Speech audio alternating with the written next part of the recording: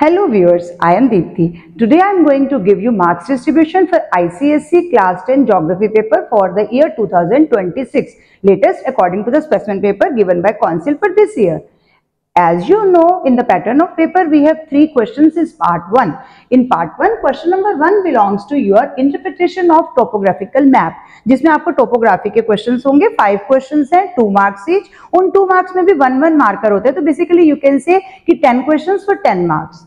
Next is map of India question number 2, जिसमें 10 points होंगे. इन 10 point में से भी ऑलमोस्ट 5 मार्क्स जो है वो तो डायरेक्ट हैं, लेकिन जो 5 मार्क्स हैं वो वही हैं कि आपके पास map pointing with the help of adjectives होगा. डायरेक्ट वर्ड्स नहीं होंगे, जिसपे मैंने आपके साथ एक वीडियो पहले भी शेयर किया. अगर आप रिक्वेस्ट करोगे मैं दोबारा शेयर कर दूंगी, जिसमें मैप पॉइंटिंग डायरेक्टली नहीं है कि आपको ये नीलगिरी हिल मार्क करना है. जैसे क्वेश्चन पेपर आपने देखा होगा, you have to mark Blue Mountains. तो ब्लू माउंटेन्स नीलगिरी हिल्स को कहते हैं, you should no.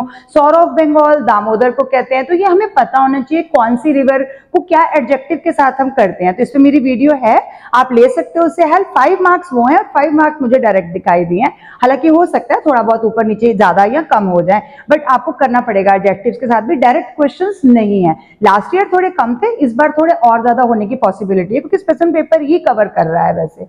Now question number 3. Question number 3 में वी हैव 10 MCQs. पार्ट 1 यानी कंपल्सरी सेक्शन में है, लेकिन वो आएंगे आपको अलग चैप्टर में से हैं. जैसे 1 MCQ from climate, 1 from soil resources, 1 from natural vegetation, 1 from water resources, mineral and energy resources 1. Agriculture के we have 2 MCQs. Manufacturing industries 1, transport 1 and waste management भी 1. एज यू नो, यहाँ पर इनके 2-3 4 पार्ट्स में किसी चैप्टर के, लेकिन MCQ एक ही है. सिर्फ एग्रीकल्चर से 2 MCQ रखे गए हैं. लास्ट ईयर भी 2 MCQ एग्रीकल्चर से थे. ये मिलाकर टोटल 10 मार्क्स है, इसीलिए आपका ये पार्ट 1 हो गया. पार्ट 1 में question number 1, 2, 3 all carrying 3 marks, यानी कि 30 मार्क्स हो गया. Now coming to part 2. In part 2 question number 4 from climate of India, जो कि 10 मार्क्स का है, और इसकी फर्दर बाइफिकेशन 2, 2, 3, 3 है. क्लाइमेट चैप्टर की अगर आप मेरी वीडियो देखोगे, मैंने उसमें क्लियरली डिस्कस किया है कि 2 मार्क्स में कैसे रीजनिंग टाइप क्वेश्चंस हैं, क्लाइमेटिक डाटा टाइप न्यूमेरिकल आएगा. तो 2 में कौन है, 3 में कंजर्वेशन बेस्ड क्वेश्चन किस तरह से, वो आपने इसमें देखना है. Next is soil resources in India. Same question number 5 हमारा 10 मार्क्स का है. Then question number 6 from natural vegetation, question number 7 from water resources, question number 8 from mineral and energy resources. अब यहां तक वाले क्वेश्चंस तो बिल्कुल आपको पता है, छोटे-छोटे चैप्टर्स हैं. क्लाइमेट थोड़ा डिटेल में है, बट क्लाइमेट बहुत ही इंटरेस्टिंग चैप्टर है, और मोरओवर इसको इजी बनाने के लिए मैंने सबसे ज्यादा वीडियोस ICSE क्लास 10 के लिए क्लाइमेट चैप्टर से ही बनाई है. हर तरह के क्वेश्चंस आपको बिल्कुल सिंपल फॉर्म में मिल जाएंगे, और आप इसमें फुल मार्क्स स्कोर कर पाओगे. तो ये पूरा चैप्टर 10 मार्क्स कैरी कर रहा है. सॉइल रिसोर्सेज 10 मार्क्स कैरी कर रहा है, नेचुरल वेजिटेशन भी 10 मार्क्स कैरी कर रहा है, वाटर रिसोर्सेज भी 10 मार्क्स कैरी कर रहा है. अब मिनरल एंड एनर्जी रिसोर्सेज के ऑनवर्ड बात करेंगे, तो ये चैप्टर्स कुछ ऐसे चैप्टर्स आ रहे हैं जिनमें कम से कम 2 पार्ट्स हैं, किसी में 3-4 पार्ट्स भी हैं. तो लेकिन अगर हम बेस्ट 5 करना चाहते हैं, जो कि मैं अपने स्टूडेंट्स को बेस्ट 6 चैप्टर्स करवा देती हूँ, तो उसमें हम ये 4 तो फिर भी लेंगे.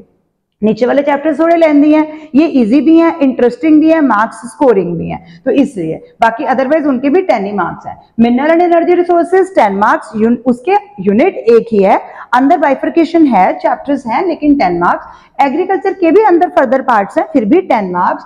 Manufacturing industries again 10 marks. Transport 10 marks. अब ट्रांसपोर्ट का एक ही पार्ट है, उसके ज्यादा पार्ट्स नहीं है, तो हम इसके अलावा अब ट्रांसपोर्ट क्वेश्चन जो है वो उठाते हैं. अगर हमें 5 उठाने हैं तो बेस्ट 5 में ये आ जाएगा.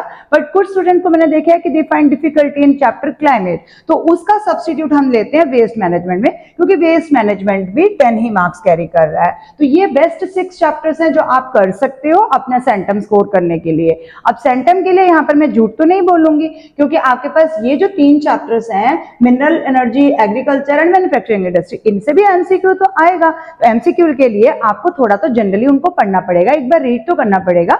हालांकि इन चैप्टर्स के MCQ बहुत ज्यादा डिफिकल्ट नहीं होते हैं, बट किसी स्टूडेंट ने अगर सारे चैप्टर किया तो उसको बेनिफिट देने के लिए उसी का सेंटम आए, इससे एक आध MCQ डिफिकल्ट रखा जाता है. सो ये आपके पेपर का पूरा एनालिसिस था. तो अगर हम देखेंगे तो आपका टोपोग्राफिकल मैप हो गया 10 मार्क्स का, मैप ऑफ इंडिया हो गया 10 मार्क्स का, MCQ हो गए 10 मार्क्स के. ये तीनों कंपल्सरी सेक्शन में हो गए. पार्ट 2 में out of 9 questions you have to attempt only 5 questions. तो वो 5 में से मैंने आपको 6 चैप्टर्स बता दिए हैं. हालांकि हर चैप्टर जो है वो अगर हम ओवरऑल चैप्टर वाइज देखेंगे तो 11 मार्क्स कैरी कर रहा है. एग्रीकल्चर जो है वो सिर्फ 12 क्योंकि एग्रीकल्चर में 2 MCQ हैं, इससे एग्रीकल्चर 12 मार्क कैरी कर रहा है, अदरवाइज ये आपका पूरा बाइफर्केशन है सारे मार्क्स का। ज्योग्राफी के लिए लास्ट ईयर मैंने सक्सेसफुल क्रैश कोर्स कवर किया था जिसमें बहुत सारे स्टूडेंट्स के बहुत अच्छे मार्क्स आए हैं। अगर आप भी इंटरेस्टेड हैं तो क्रैश कोर्स के लिए आप इंक्वायरी कर सकते हैं, हालांकि उसमें अभी थोड़ा टाइम है, बट आप अभी से पूछ के अपनी सीट बुक कर सकते हैं। मैं उसमें आपको नोट्स भी दूंगी, मैप भी समझाऊंगी, टोपोग्राफिकल शीट्स भी प्रैक्टिस करवाऊंगी और रीजनिंग टाइप या जिस तरह के पेपर में क्वेश्चन आते हैं और way of writing your answer कि कैसे आप ब्रीफली आंसर को लिख के उसके 2 मार्क्स पूरे गेन कर सकते हो। Thank you for watching till the end, keep watching, sharing and subscribe to my channel.